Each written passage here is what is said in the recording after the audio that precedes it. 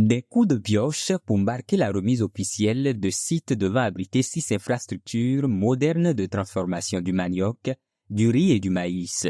C'est la ville de Kétou, grenier du plateau, qui a abrité l'événement ce mardi 12 novembre 2024 en présence d'autorités locales, de partenaires techniques et financiers et des bénéficiaires. L'agriculture et la commune de Kétou, c'est un lien très historique et actuel. Qui parle de la commune de Kétou parle de l'agriculture.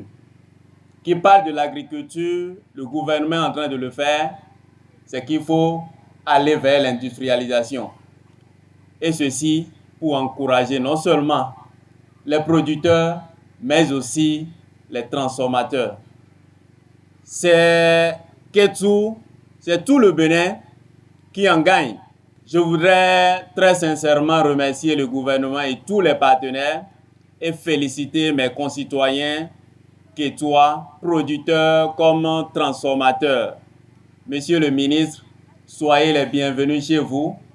Chers partenaires de PADAM, merci pour tout.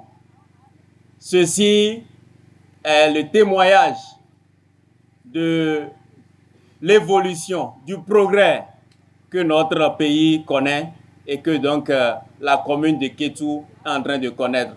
La construction des 6 complexes de transformation de type co-entreprise de standing élevé dans les filières manioc, maïs et riz intervient dans le cadre de la mise en œuvre du projet d'appui au développement agricole et à l'accès au marché PADAM, l'un des projets actifs du PROCAR, cofinancé par le gouvernement du Bénin et le Fonds international de développement agricole FIDA. Ces infrastructures seront réalisées par la Société nationale de mécanisation agricole SONAMA. Il sera construit ici à Kétou, sur le site où nous sommes, un complexe de transformation de manioc en lafou et autres dérivés de manioc. À Dassa, un complexe de transformation de manioc en gari et autres dérivés de manioc également. À Banté, un complexe de décortiquage de riz paddy. À Tofor, un complexe de décortiquage de riz également. À Aplahoué, un complexe de transformation de maïs en farine et autres dérivés. Et enfin à Bopa, un complexe de transformation de maïs en farine et autres dérivés. Ces complexes de transformation permettront de traiter le manioc, le maïs et le riz à une échelle semi-industrielle avec des équipements modernes et des infrastructures de qualité. Cette usine, du fait des choix des équipements de grande qualité et de technologies très modernes, va permettre de travailler au moins 300 jours par an. Donc si vous faites le calcul, c'est au moins 1500 tonnes de manioc qui vont être nécessaires pour alimenter cette usine qui va travailler dans des conditions et avec des règles environnementales très fortes. Cette usine, elle va être composée de 5 bâtiments. Un premier bâtiment qui va être un bâtiment de stockage de la matière première, un bâtiment qui va contenir l'usine et la transformation, un bâtiment qui va stocker les produits finis, un bâtiment administratif. Et la grande nouveauté sur ce projet, c'est que toutes ces unités de production vont être dotées d'un laboratoire d'analyse de qualité.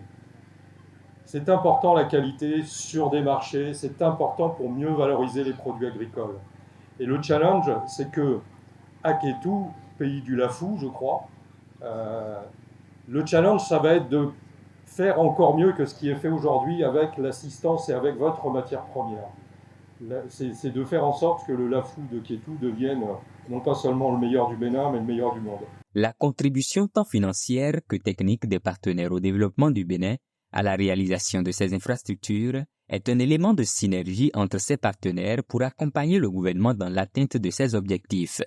Chers bénéficiaires des unités de transformation, chers producteurs de maïs, de manioc, de riz, ces unités de transformation constituent un effort du gouvernement, accompagné par ses partenaires pour la modernisation du secteur agricole dans le pays.